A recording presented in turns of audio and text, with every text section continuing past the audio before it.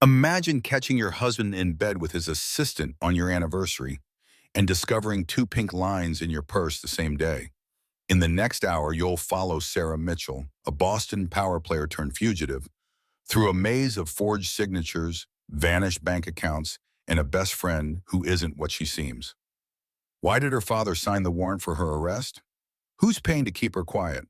And what secret turns a society gala into a live TV takedown? This isn't just infidelity, it's a blueprint for control, poisoned hope, weaponized therapy, and a fortune washed clean in offshore shells. But when Sarah disappears to have her baby in the one place he can't reach, she returns with something David never planned for. Proof: when the doors swing open at the Boston Public Library, the hunter becomes the hunted.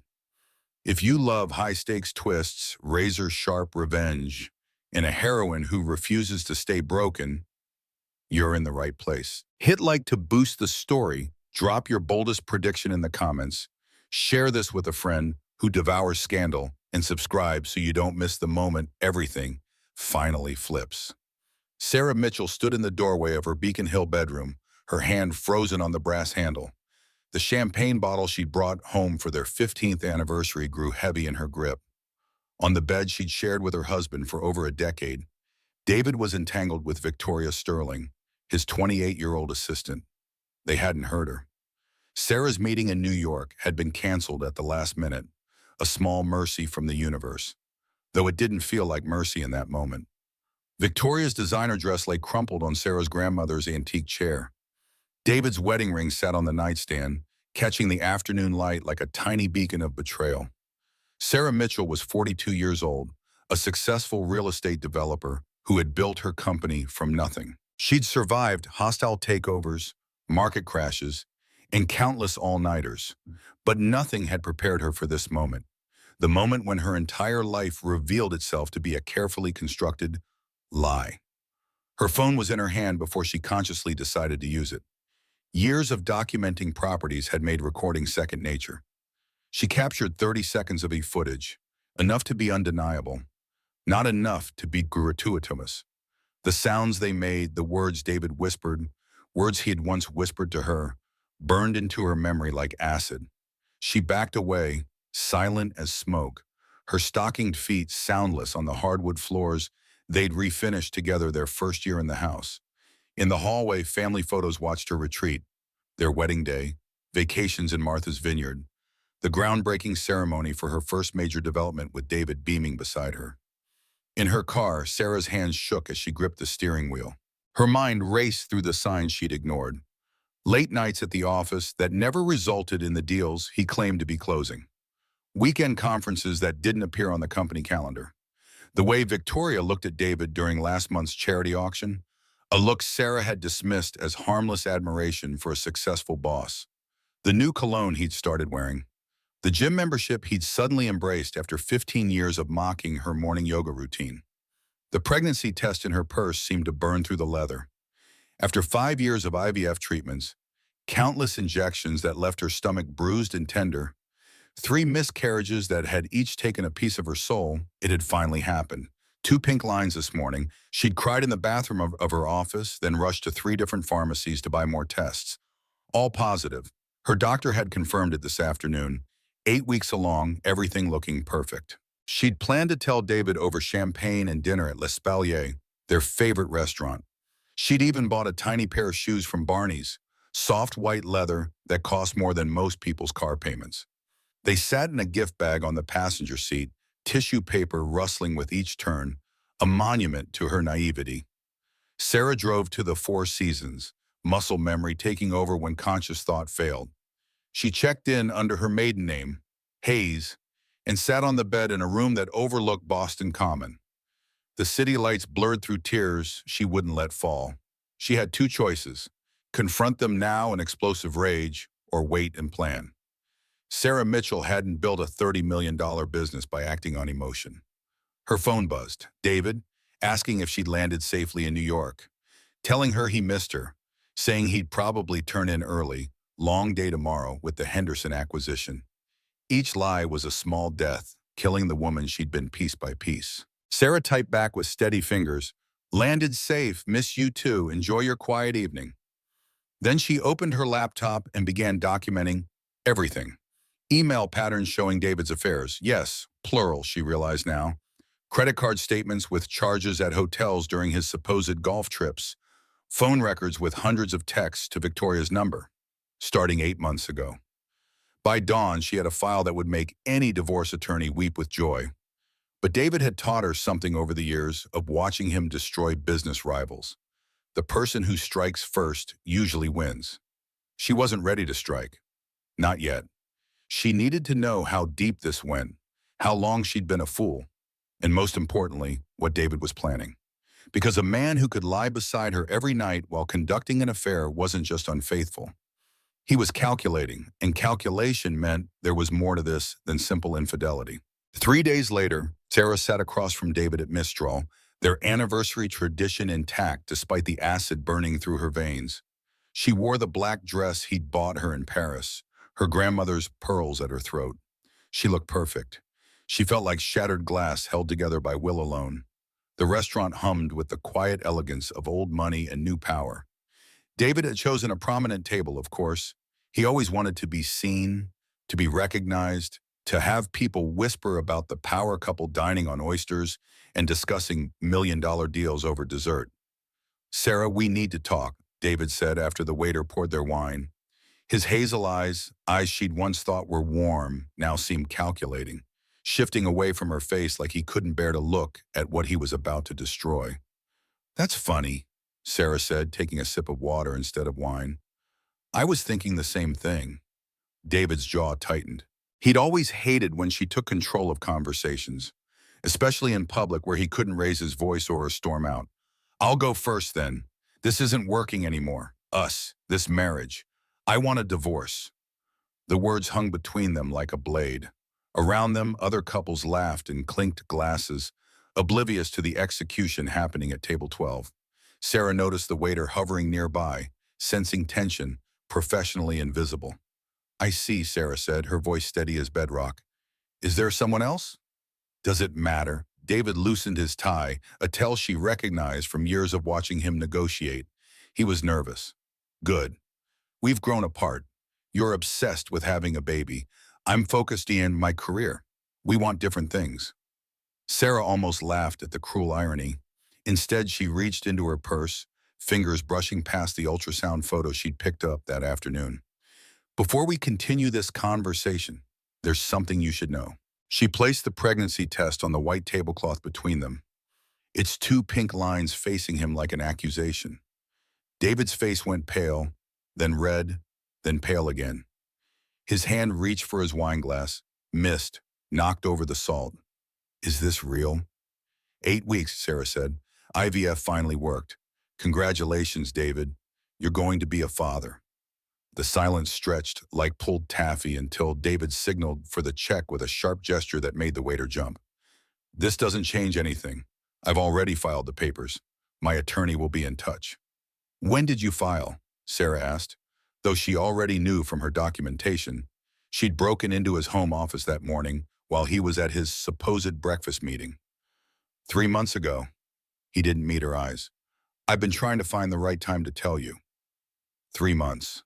While she was injecting herself with our hormones that made her sick and swollen, while they were making love on the schedule the fertility doctor prescribed, while she was planning nursery colors and researching the best preschools, he'd been planning his escape.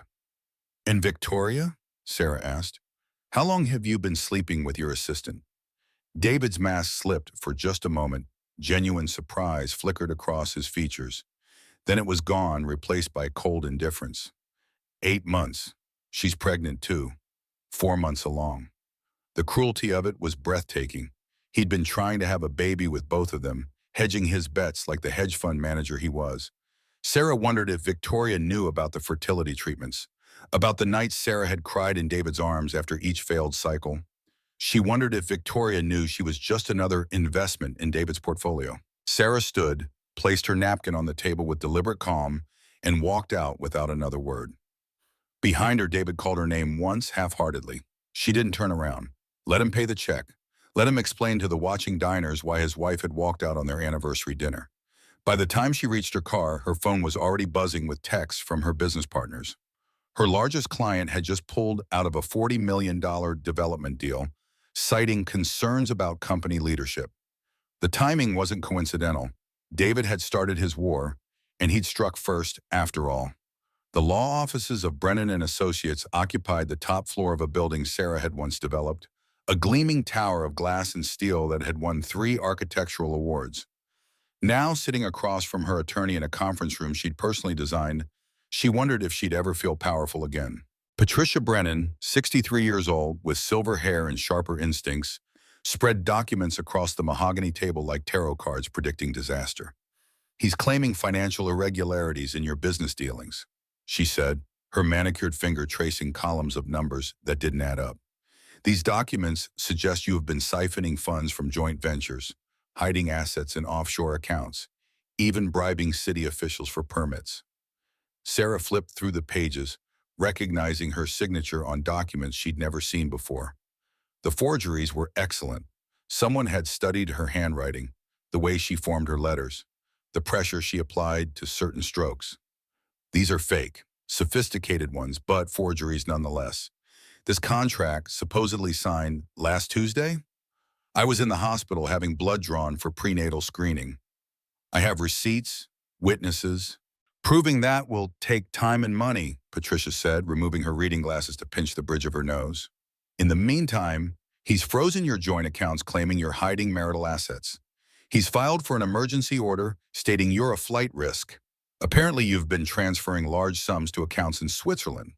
"I don't have accounts in Switzerland. I've never even been to Switzerland." "According to these bank records, you do. $5 million moved in the last 6 months. The Swiss banks have confirmed the accounts exist, opened with documents bearing your signature and social security number." Sarah's head spun. This was beyond a simple divorce. This was systematic destruction. "My business accounts? Still accessible for now, but Sarah," Patricia hesitated, then pushed another document forward. "Your partners filed an emergency motion this morning. They're calling for a vote to remove you as CEO, citing the criminal investigation David's triggered." "Criminal investigation?" Sarah's voice cracked for the first time. "David went to the FBI 3 days ago. He claims he discovered you've been running an embezzlement scheme through your development projects. He has documents, witnesses, a paper trail going back 3 years. The FBI raided your office an hour ago." Sarah's phone buzzed relentlessly. Text after text from clients canceling contracts, from investors pulling funding, from employees asking if they should start looking for new jobs. Her empire, built over 15 years of 18-hour days and sacrificed weekends, was crumbling in real time. "There's more." Patricia's expression darkened further. "He's seeking full custody of the child once it's born. He claims you're mentally unstable and financially irresponsible. He has statements from 3 therapists documenting your supposed sessions." "I've never seen any therapists," Sarah said, though she was starting to question her own reality. The gaslighting was so complete, so detailed, she almost wondered if she'd forgotten. "According to these documents, you have Dr. Marcus Webb, Dr. Jennifer Stone, and Dr. Richard Castellano, all respected psychiatrists who've submitted detailed notes about your sessions discussing paranoid delusions, violent fantasies toward David and Victoria, and suicidal ideation." Sarah's hands moved protectively to her stomach. "He's not getting this baby." "I need you to hire a forensic accountant," Patricia advised. "Someone from outside Boston, someone David's network doesn't touch. We need to start building a counter case immediately." "Do it, whatever it costs." Sarah stood, then swayed as a wave of dizziness hit.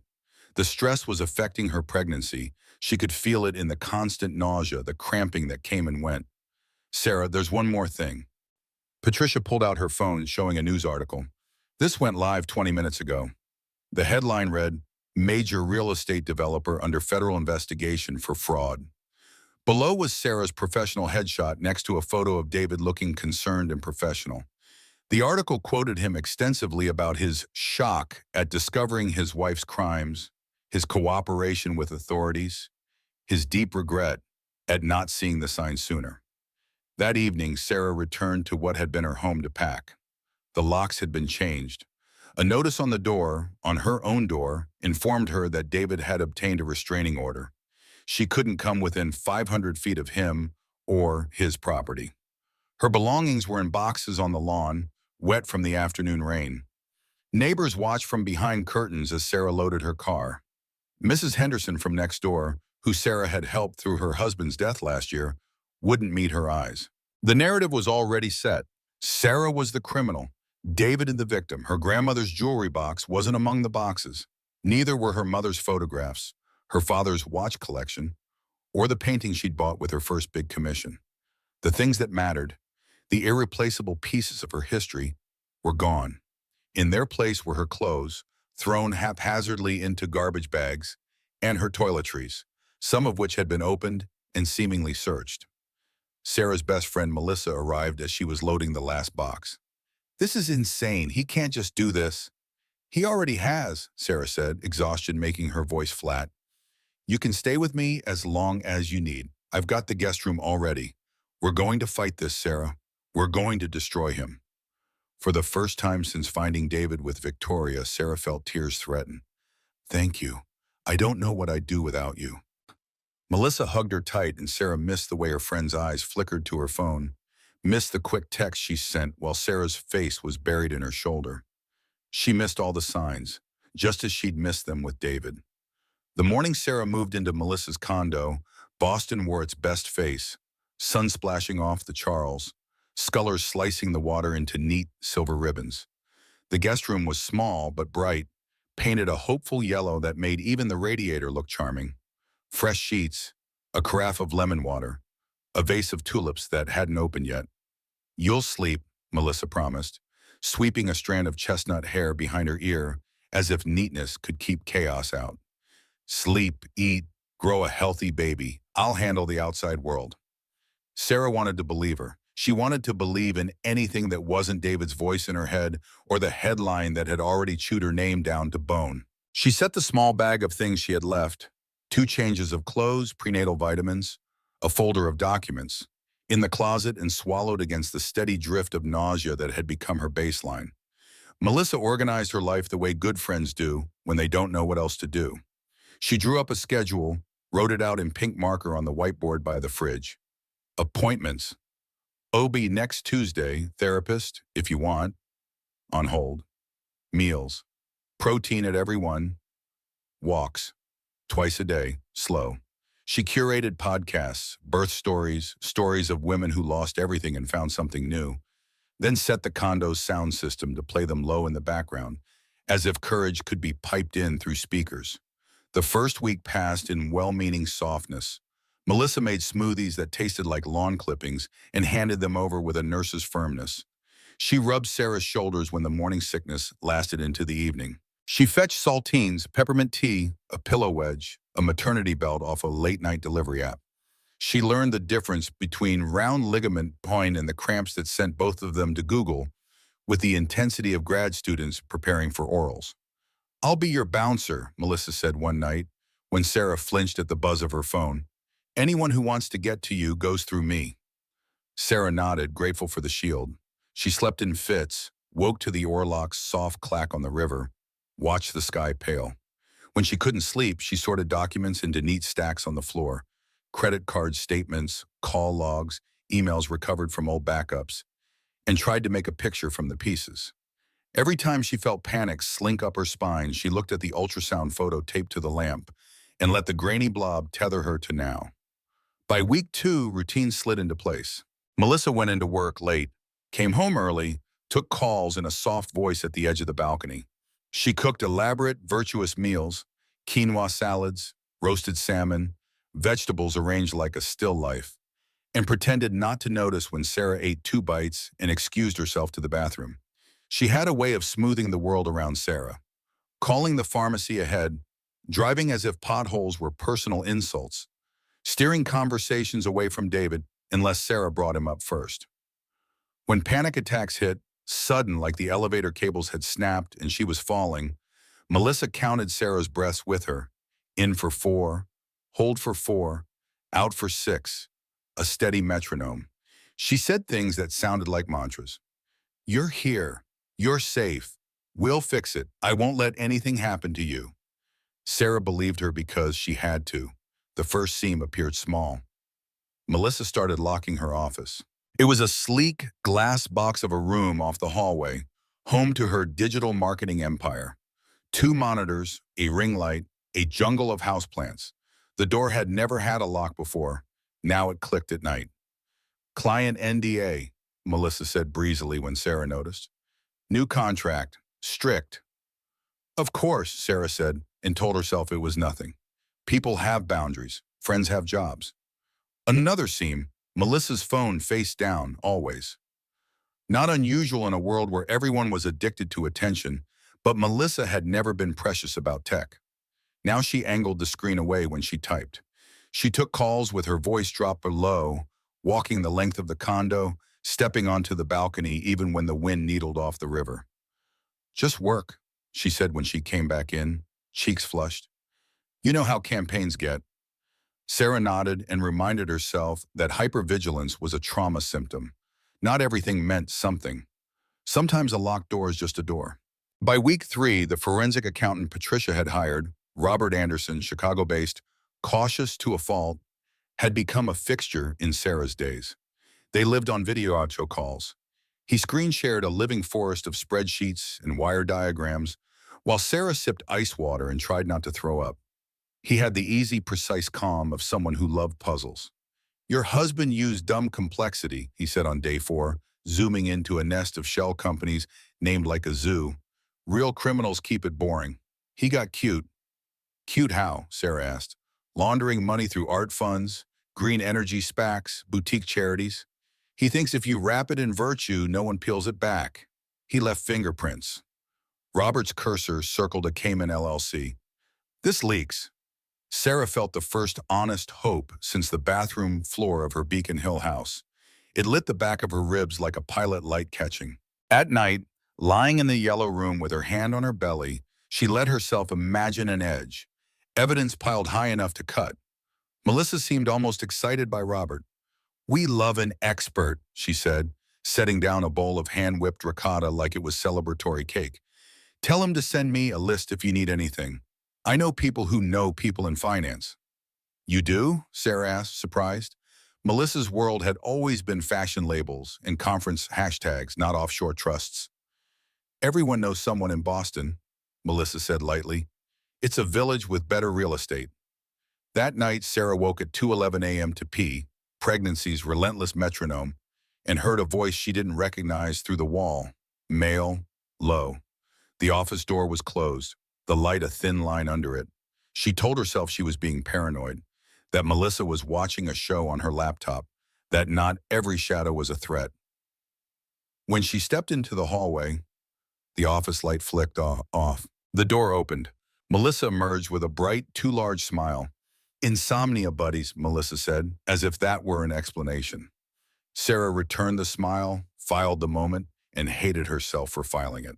She wanted her brain to stop recording everything as evidence.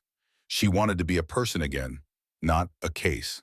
2 days later, Robert called with the kind of news people write inside the front cover of their lives. I have it, he said, not bothering with hello. I've mapped $12 million in client money moved through a ring of shells that terminate in a discretionary trust whose sole beneficiary is, drumroll, David Mitchell. The trust was seeded using funds from your grandmother's estate. The room tilted.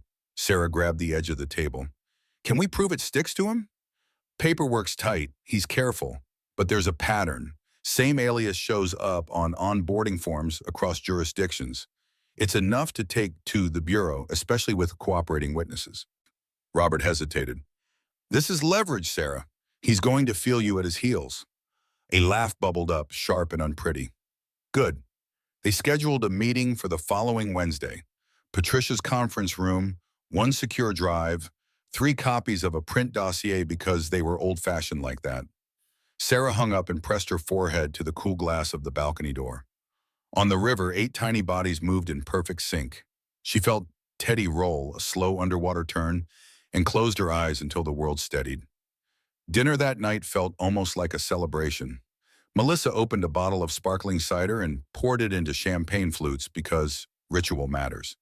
To wins, she said, clinking her glass against Sarah's. To the first of many. To wins, Sarah echoed and took a sip. The bubbles tickled her nose.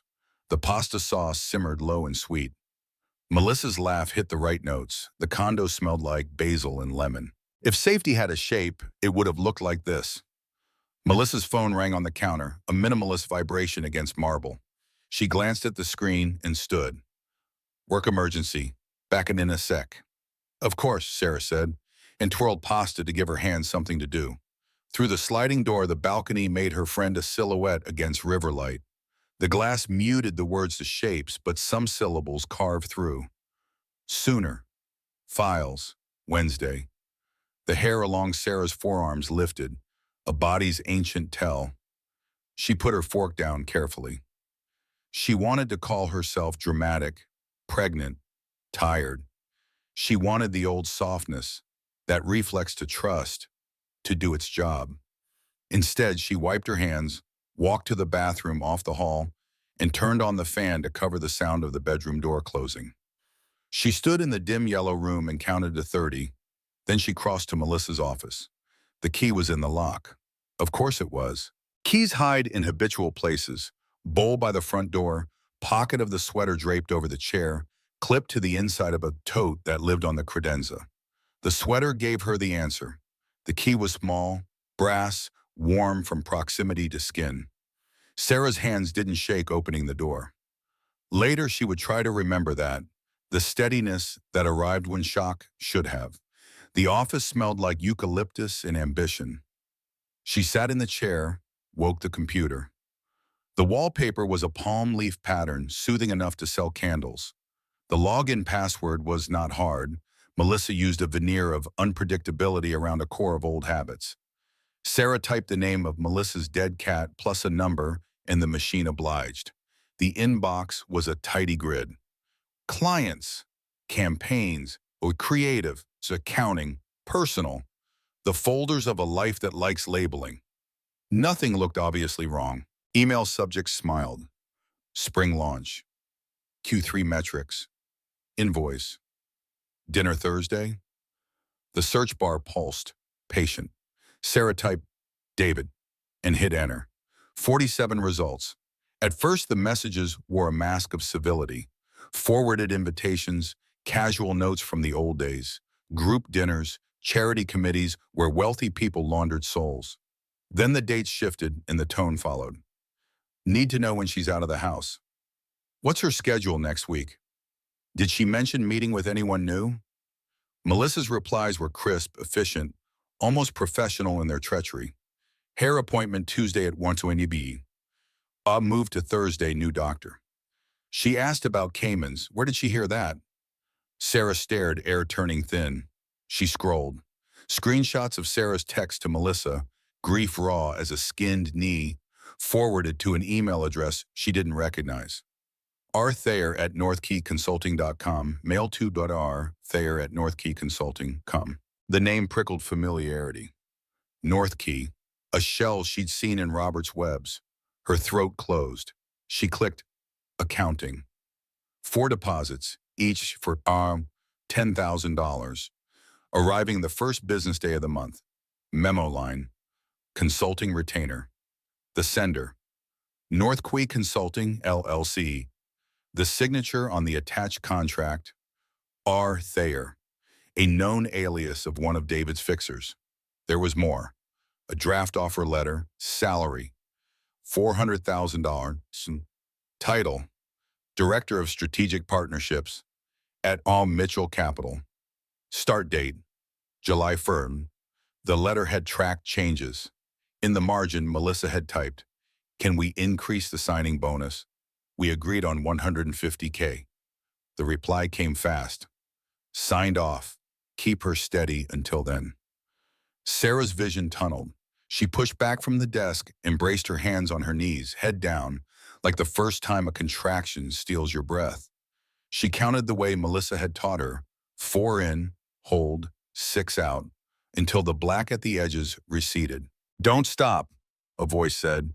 Finish it. The folder labeled personal was the worst. Notes Melissa had kept about coffee dates and doctors, translated into motive. A template labeled Weekly Update. Bullet points where her friend had reduced Sarah's life to logistics. Mood, volatile Monday, calmer after OB. Eating more, nausea easing.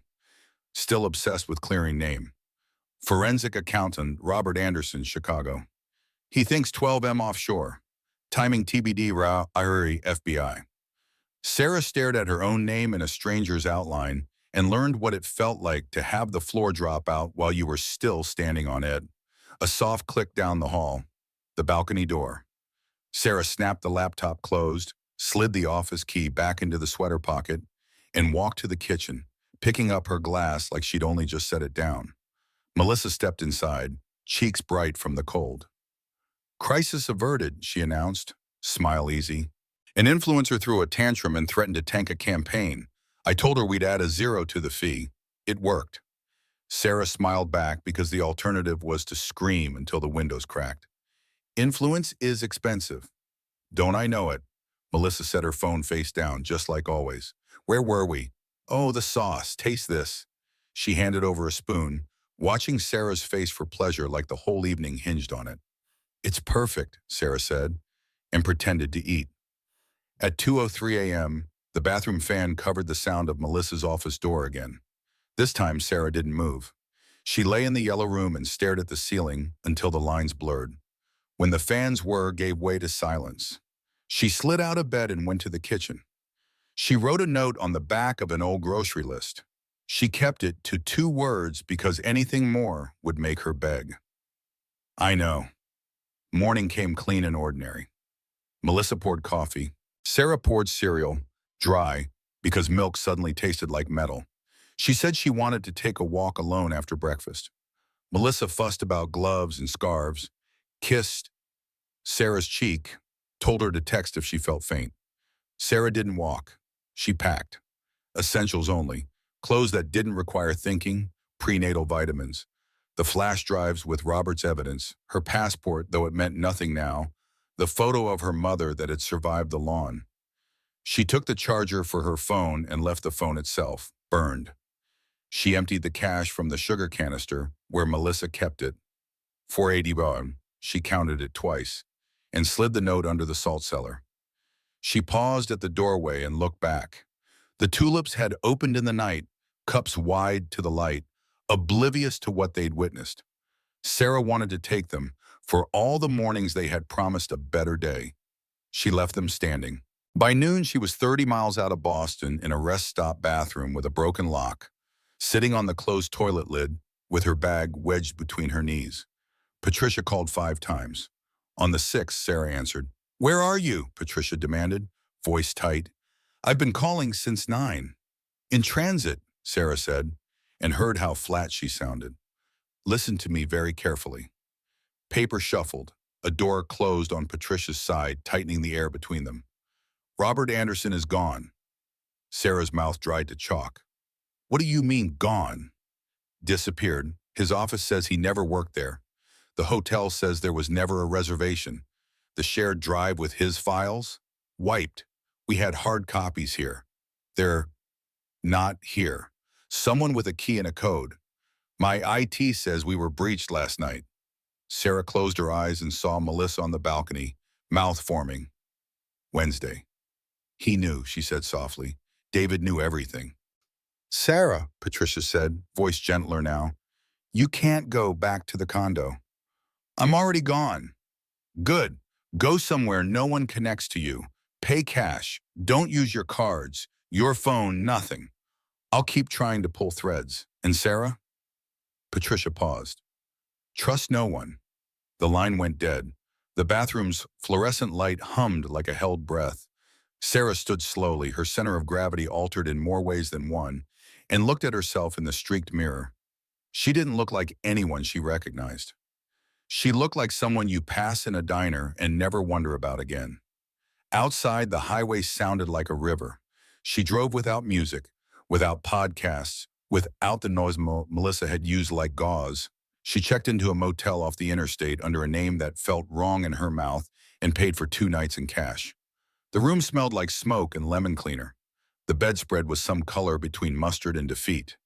At 3:17 a.m., a cramp woke her. Sharp, mean, a warning.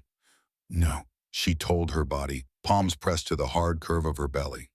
Not now, not like this. But the spotting started anyway, rust-colored on cheap toilet paper, and fear made her hands shake for the first time that day. She drove herself to the ER, white-knuckled and chanting the nurse's script. 32 weeks, preeclampsia before, contractions, but they stopped them. Please help. She gave a fake name because the real one had become a siren.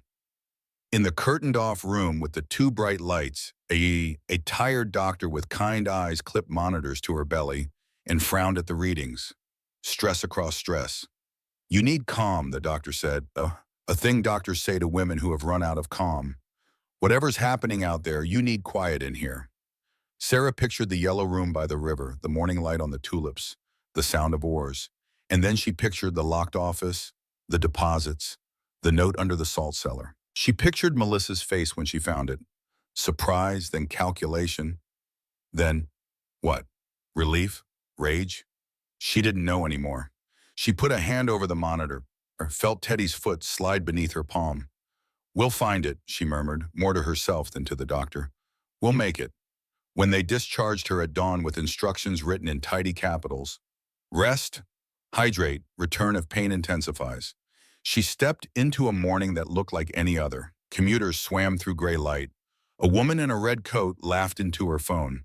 Somewhere, someone bought a croissant. Sarah drove back to the motel and sat in the parked car until the windshield fogged. Then she took out a motel notepad, flipped to a clean page, and drew a line down the center. On the left, she wrote, people. On the right, proof. Under people, she wrote only one word, no one. Under proof, she wrote what was left. Me, Teddy, the truth that fights back. She underlined one truth, until the paper almost tore. Then she started a new plan, not because she wanted to be the kind of woman who always needed one, but because she'd run out of choices. The criminal charges came 2 days later. Sarah was asleep on the thin motel mattress when the pounding at the door jolted her awake. Federal agents poured in, shouting her name as if she were armed and dangerous. The cold steel of the handcuffs cut into her swollen wrists, leaving angry red marks. They read her rights while the other guests peeked out of their doors, whispering. She'd been found through the ATM withdrawal. David's reach was everywhere. At the federal detention center, the process felt designed to strip her of every shred of dignity. She was forced to undress, stand under the fluorescent lights while a guard, stone-faced and unbothered, searched her body. No allowances were made for the curve of her belly. Fingerprints, mugshots from every angle. Questions barked at her like accusations. Was she really pregnant, or was this another fraud? They made her stand for hours in line with other women waiting to be processed. Her feet ached, her ankles ballooned, and still no one offered her a chair. When she asked for water, the guard's only reply was, "Wait your turn." By the time they led her into the holding cell, her throat was raw with thirst and her head pounded. The cell reeked of bleach and sweat. 12 women crammed into a space built for 8. Metal bunks, thin mattresses that smelled of mildew, a toilet in the corner with no partition. Her cellmates ranged from hardened addicts to frightened teenagers picked up for shoplifting. They eyed her with suspicion at first. Her expensive coat, her manicured hands, the way she spoke. Being visibly pregnant didn't protect her. If anything, it made her weaker. She couldn't sleep. The clang of doors and the shouting down the corridor made every nerve jump. Meals were gray slop served on plastic trays. Once she found a cockroach floating in her soup. Another time, a guard laughed when she asked for an extra carton of milk for the baby. Nights were the worst.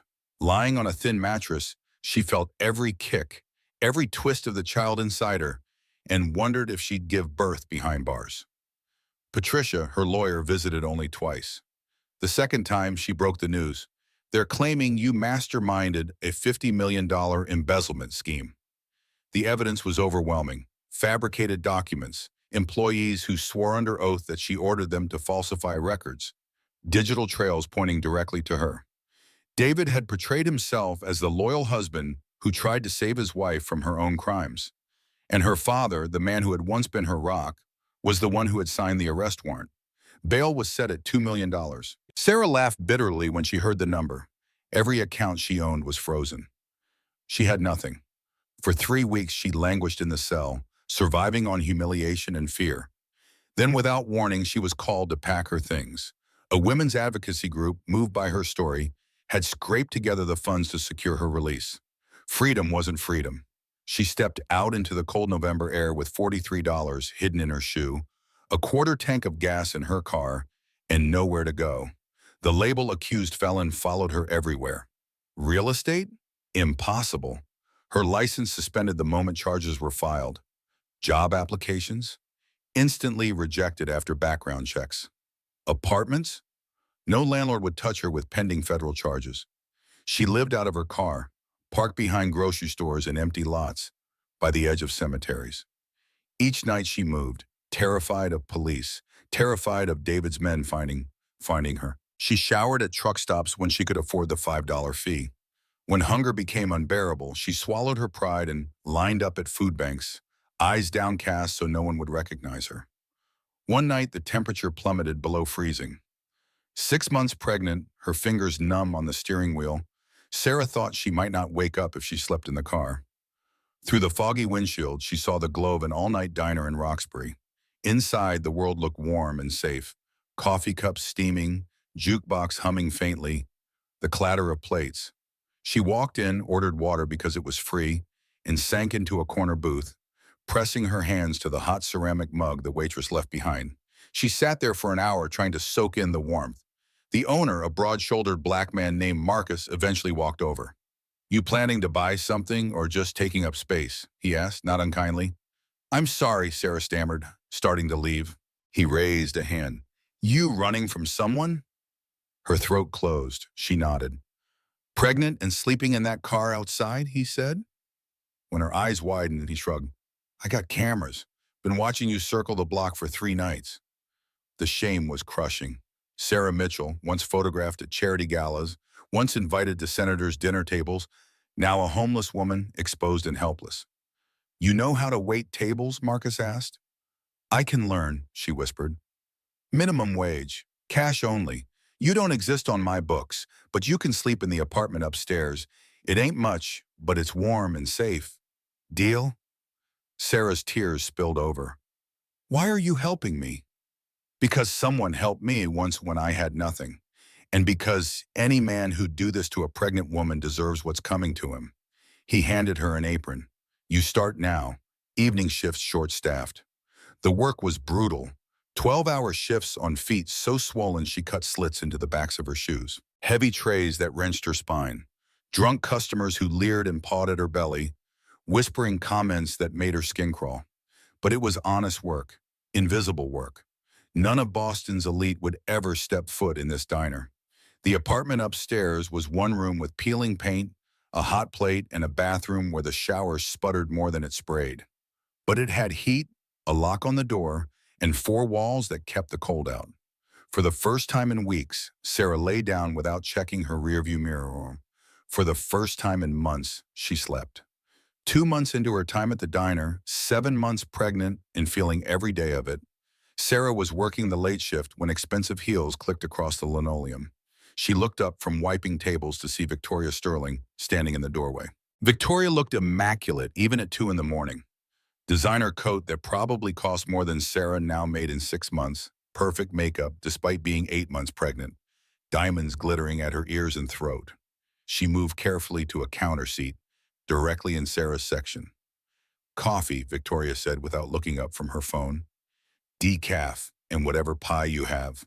Sarah poured with hands that miraculously didn't shake, proud of this small victory. She set the pie down, apple, homemade by Marcus, and started to turn away. "Sarah?" Victoria's voice was sharp with shock. "Oh my God, is that really you?" Their eyes met, and Sarah saw a cascade of emotions cross Victoria's face. Recognition, triumph, then unexpectedly, fear. "Hello, Victoria." Sarah's voice was steady, professional. "Will there be anything else?"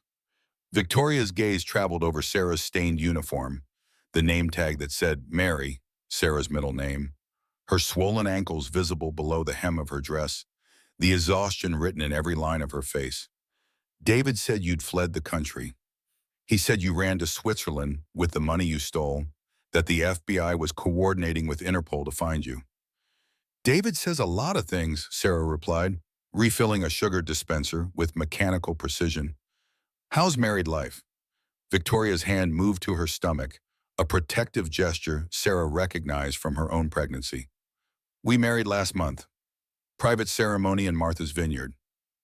The vineyard, where Sarah and David had honeymooned, where they'd renewed their vows on their 10th anniversary, where they'd conceived their first pregnancy, the one that ended at 11 weeks in a rush of blood and shattered dreams. Sarah wondered if Victoria knew she was sleeping in the same bed where Sarah had lost that first baby, if she knew about the nights David had held Sarah while she sobbed. Congratulations, Sarah said, and found she actually meant it. Victoria was about to learn what Sarah already knew. David didn't love, he acquired. And when assets no longer served his purposes, he liquidated them. He's different with me, Victoria said quickly, defensively, as if reading Sarah's thoughts. What you two had was complicated, toxic. We're simpler, better matched. He doesn't have to pretend with me. Sarah almost laughed at the irony. I thought that too once. I thought a lot of things. You're jealous. Victoria's voice turned cruel. Look at you working in this place, pregnant and alone, while I have everything you lost. Your husband, your house, your life. My husband who's stealing from his clients? My house bought with my grandmother's money? My life built on lies. Sarah set down the coffee pot carefully. You're right, Victoria. You have everything I lost. The question is whether you'll be smart enough to see what that really means before it's too late. Victoria stood abruptly, throwing a $100 bill on the counter. He loves me. He chose me. We're having a son together. So am I, Sarah said quietly. The difference is, my son won't grow up watching his father destroy everyone who loves him. Victoria's face went white. You're lying. David said you were never really pregnant, that you faked it to try to keep him. Sarah turned, letting her profile show clearly the unmistakable curve of 7 months of pregnancy. David lies, Victoria. It's what he does. He lied to me for years and now he's lying to you. The only difference is you already know he's a liar. You helped him lie to me. So when he starts working late again, when the charges on the credit card don't match his stories, when you find another woman's perfume on his clothes, remember that you knew exactly who he was when you chose him. Victoria fled, her heels clicking frantically across the floor. But Sarah knew she'd be back. Not to the diner, but back to this moment of doubt. This seed of truth that would grow in the dark corners of her mind. Marcus appeared from the kitchen where he'd been listening. That the woman who stole your husband? No, Sarah said, watching Victoria's car speed away. She's the woman who's about to learn you can't steal what was never really yours. You think he'll do to her what he did to you? He's probably already started. David gets bored easily. Victoria was exciting when she was the mistress, the forbidden fruit. Now she's the wife, and wives are disposable in David's world. That night, Sarah couldn't sleep. She lay in the narrow bed above the diner, feeling her son kick and turn, and wondered if Victoria was lying awake too, replaying Sarah's words, looking at the man beside her and wondering when he'd start to destroy her too. 3 days later, Marcus showed Sarah a news article on his phone. Victoria Sterling Mitchell had been hospitalized for exhaustion. The photo showed David at a charity event the same night, his arm around a young blonde who worked at his firm. The cycle was already beginning again. The first contraction came with no warning. It was mid-morning, the diner buzzing with clinking forks and half-shouted orders, when Sarah's body betrayed her. She balanced 3 steaming plates of eggs on her arm, weaving between crowded tables when a bolt of pain tore through her abdomen. It was so sharp, so consuming, that her knees buckled. The plates crashed to the floor, yolks spreading across the tiles in pools of yellow that looked absurdly like spilled sunshine. For a second, the world froze. Then chaos. Chairs scraped back. Customers gasped. Someone cursed about the food. Sarah heard her own voice, strangled and low, as if it belonged to someone else. Marcus, the night cook who had pulled a double shift, was suddenly at her side. Call an ambulance, he barked, grabbing napkins from a table and pressing them under her trembling hands. Now, some customers rushed to help, others simply stared. A young man in a suit filmed with his phone, as if Sarah's pain were a viral clip in the making. Even here, on the greasy floor of a diner, even with her body splitting open, she was reduced to spectacle. By the time the paramedics wheeled her through the double doors of Boston General, Sarah was half delirious. The ride in the ambulance had been a blur of flashing lights and oxygen masks, voices rattling off blood pressure numbers she couldn't process. Boston General was everything the diner was not.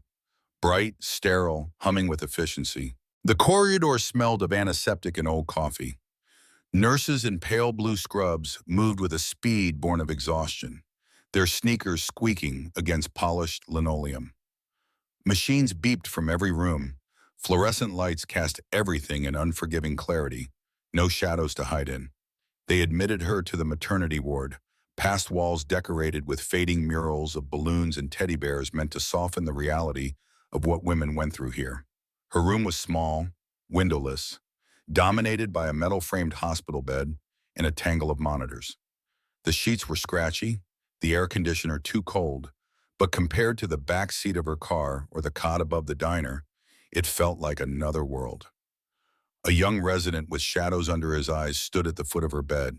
His white coat looked 2 sizes too big. He spoke in clipped, practiced tones. "You're 32 weeks," he said, scanning her chart. "We were able to stop the labor with medication, but you're showing signs of preeclampsia. Your blood pressure is dangerously high. We'll need to keep you under observation. Complete bed rest."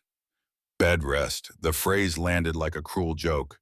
For Sarah, bed was a narrow cot above a diner's kitchen, and rest was a luxury she couldn't afford. Her savings were gone, her accounts frozen, her name smeared in the papers. Every hour she lay here was an hour she wasn't working, wasn't surviving. Still she nodded, because what choice did she have?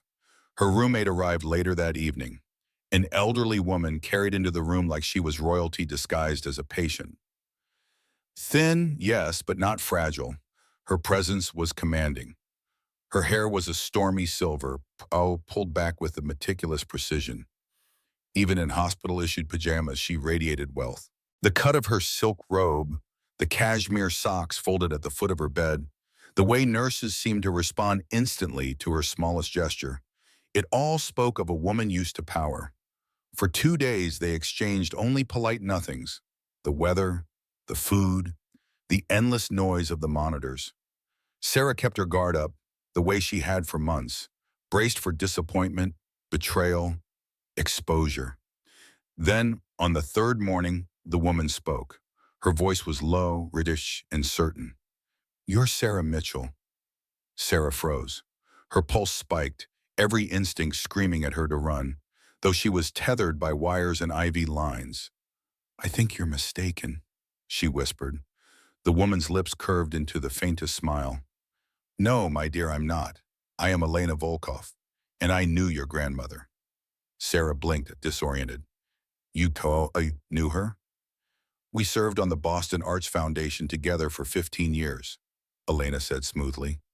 "Brilliant woman. Catherine Hayes treated me as an equal when I first arrived here from Russia, a young bride with a dangerous husband and no friends.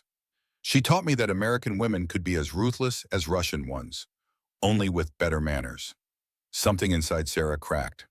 For months she had been nothing but steel, armor over an unraveling core. At the mention of her grandmother, the armor shattered. A laugh burst out of her, ragged and real, the first in months. "That sounds exactly like her," she said. Elena leaned back, adjusting her position with the ease of someone long accustomed to commanding comfort.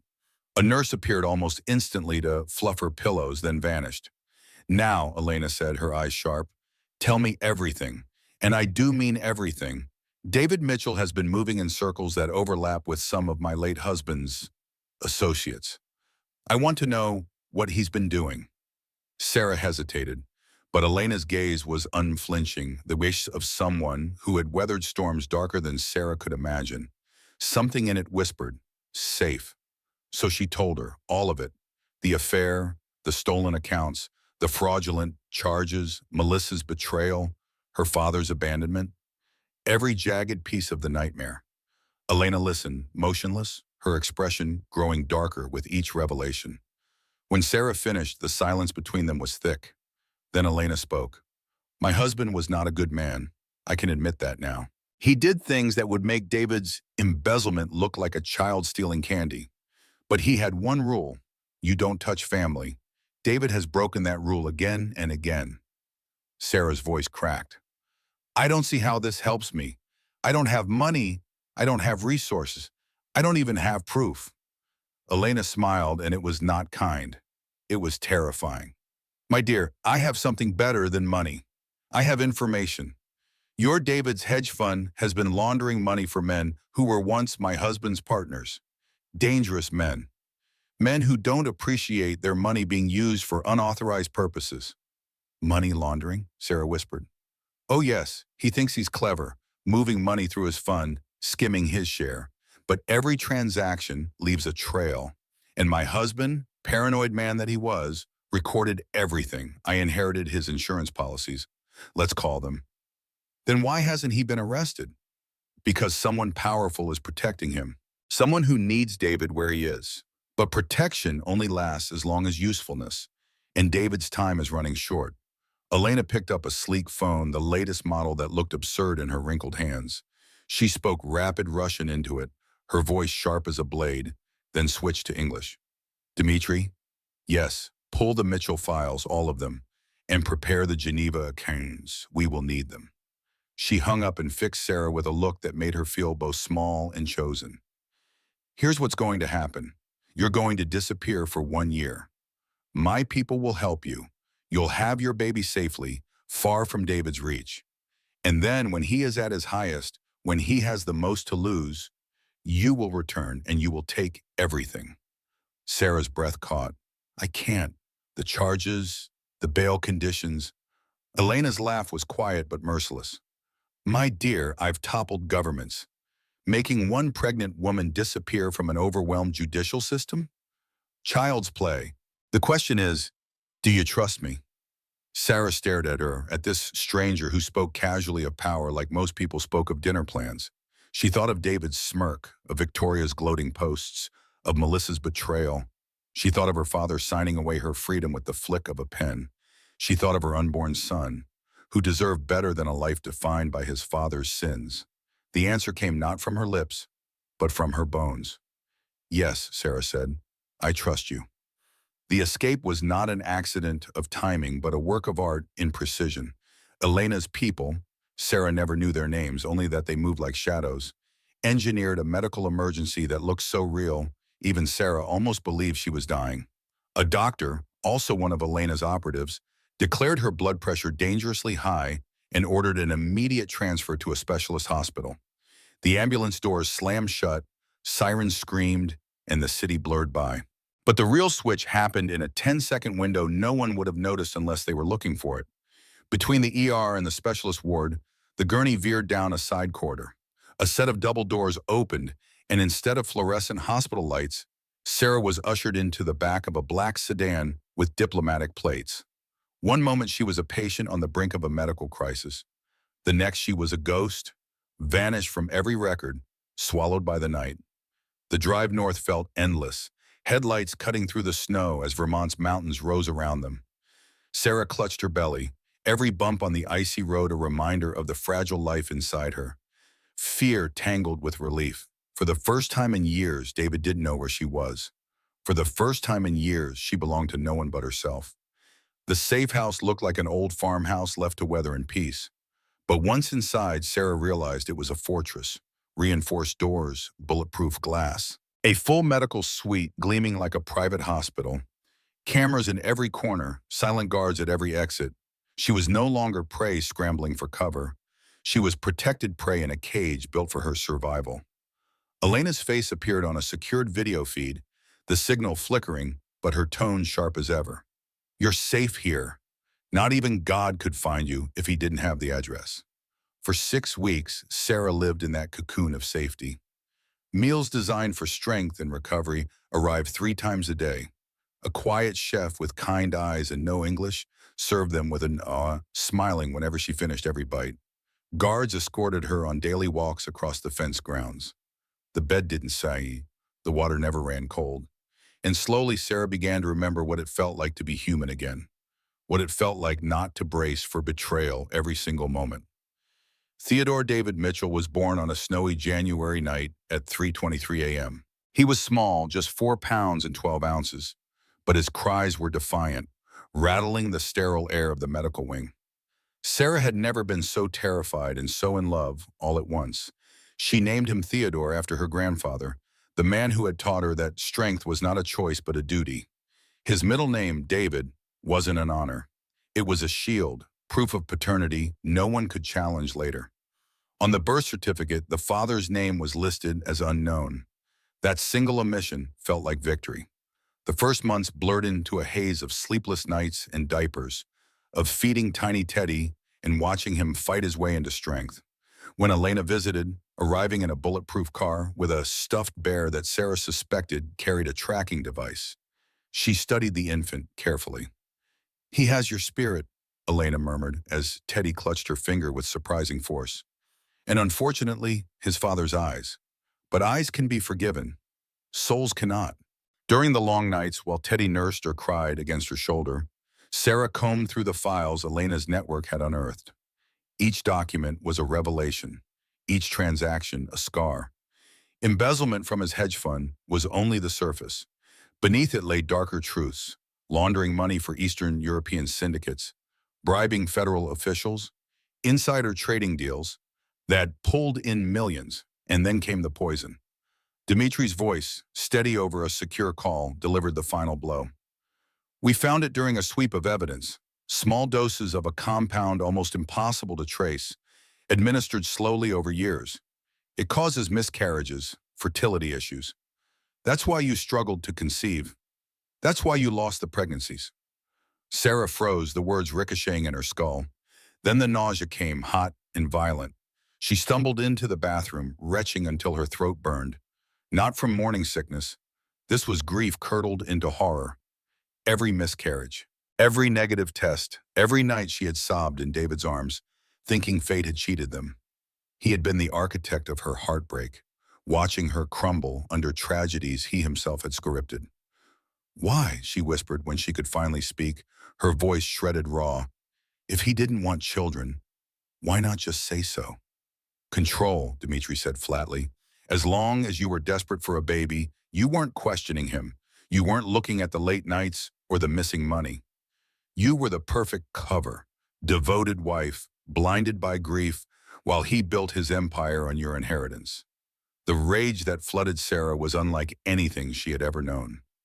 Not the hot, reckless fury of betrayal, but a cold, patient anger that crystallized into purpose.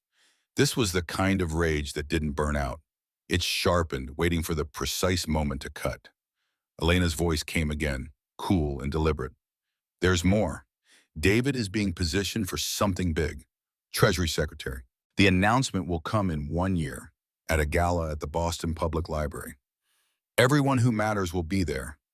Sarah's answer was steady, her heartbeat slowing into rhythm with the plan forming in her mind.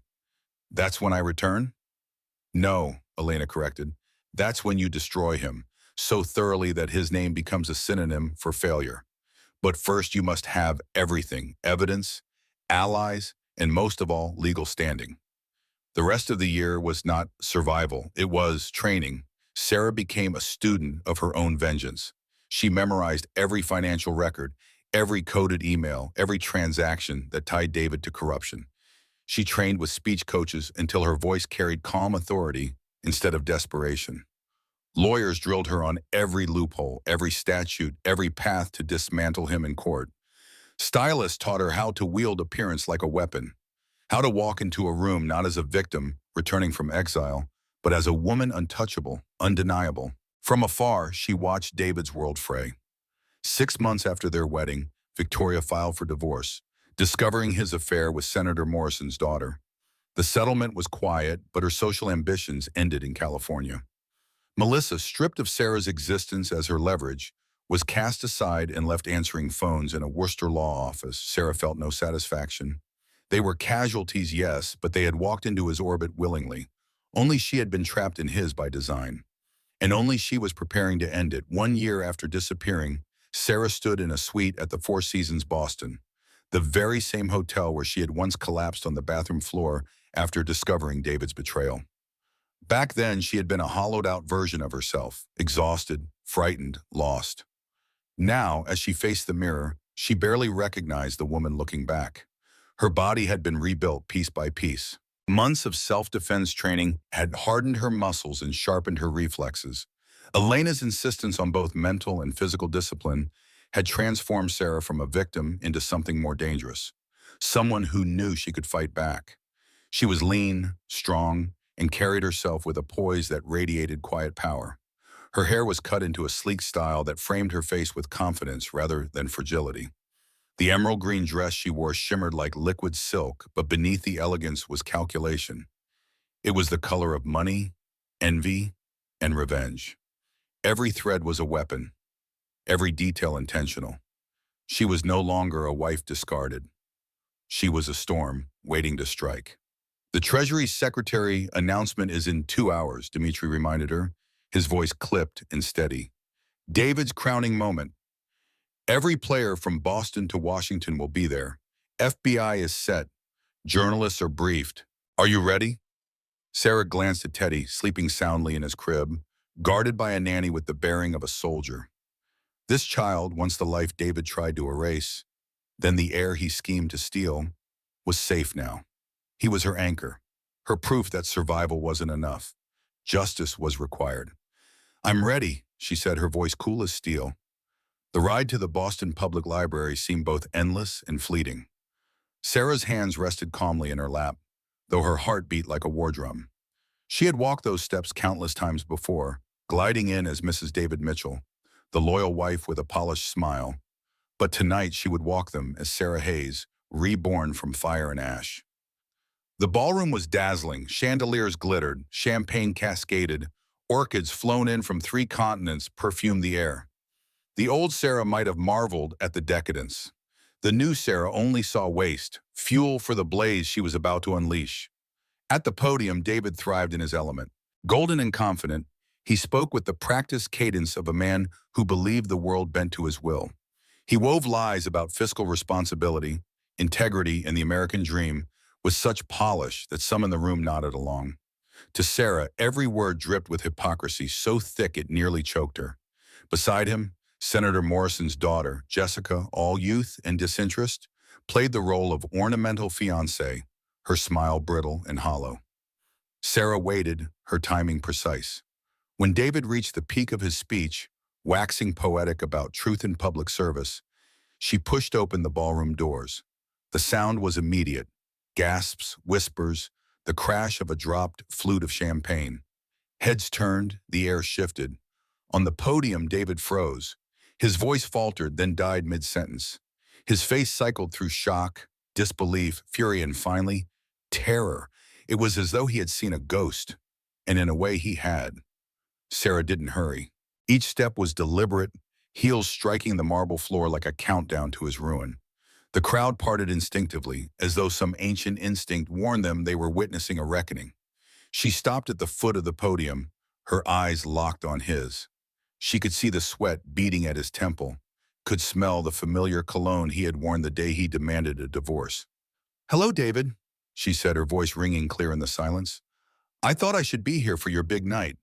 After all, I helped pay for it." David's throat worked as he struggled for words. "Security," he croaked, but the guards didn't move. They were already cut off by men flashing FBI badges at every exit. Sarah turned her head slightly. "Director Matthews," she called, her tone formal but charged. "I believe this is what you've been waiting for." She handed over the small drive, such an insignificant object to contain so much destruction. Elena's recordings, Swiss bank documents, proof of bribes, insider trading, laundering, and attempted murder by poison. $500 million worth of crime tied neatly with David's name. "David Mitchell," Director Matthews declared, his voice carrying through the hall. You are under arrest for embezzlement, money laundering, conspiracy to commit murder, and treason. The last word landed like a thunderclap. Gasps rippled across the ballroom. Treason. He hadn't just stolen. He had sold secrets, government intelligence, to foreign bidders. Panic flickered across David's face. For a heartbeat, he seemed frozen. Then instinct took over. No, no, this is a setup, he shouted and bolted. He leapt from the stage, shoving a waiter out of the way. Glass shattered. Guests screamed. He sprinted through the aisle, knocking over chairs, desperate to reach the far exit. Stop him! Someone shouted, but David moved with the wild strength of a cornered animal. He lunged toward Jessica, grabbing her wrist as though to drag her along as a human shield. She shrieked, twisting in terror, but FBI agents closed in. David shoved her aside and darted toward the service hallway. His tuxedo jacket tore on a chair. His expensive shoes slid on spilled champagne, nearly sending him sprawling. Cameras flashed, capturing the frantic spectacle of Boston's golden boy reduced to a fugitive in real time. He reached the side doors, fingers just brushing the handle, and then the agents were on him. They tackled him hard, pinning him to the floor. He kicked, cursed, screamed about lies, conspiracies, foreign plots. His voice cracked with desperation, no longer the polished tenor of a rising statesman, but the guttural cries of a man undone. Cuffs snapped shut. David Mitchell, once untouchable, was dragged back through the glittering ballroom in chains. In the stunned aftermath, Sarah stepped up to the podium. The microphone was still live. She looked out at the sea of faces, some shocked, some thrilled, some already reaching for their phones, and let her voice claim the silence David had lost. Good evening, Sarah said, her voice steady and clear. My name is Sarah Hayes. Some of you knew me as Sarah Mitchell, David's wife, the woman he framed for his crimes, the woman he tried to destroy. Tonight, I'm here not for revenge, but for truth. She spoke for 10 minutes, laying out David's crimes with surgical precision. She named co-conspirators, several of whom tried to flee and were arrested on the spot. She revealed the poison that had caused her miscarriages, causing several women in the audience to gasp in horror and sympathy. She detailed the network of corruption that had protected David, watching as those complicit tried to shrink into the shadows. But I'm not here just to destroy, Sarah continued. I'm here to build. With the assets recovered from David's crimes and my grandmother's trust, I'm establishing the Phoenix Foundation. We'll help women escape financial abuse, provide legal resources for those facing false accusations, and ensure that no one else has to lose everything before they can rebuild. When she finished, the ballroom erupted, not in applause, though there was some, but in chaos. Arrests, accusations, and the complete collapse of several political careers happened in real time. Sarah walked through it all untouched, a calm eye in the storm she'd created. Her father found her in the coat check area, looking older than his 70 years. Sarah, I know, she said, not unkindly, but not warm either. He had evidence of the bribes you took 15 years ago. He threatened to destroy you if you didn't cooperate.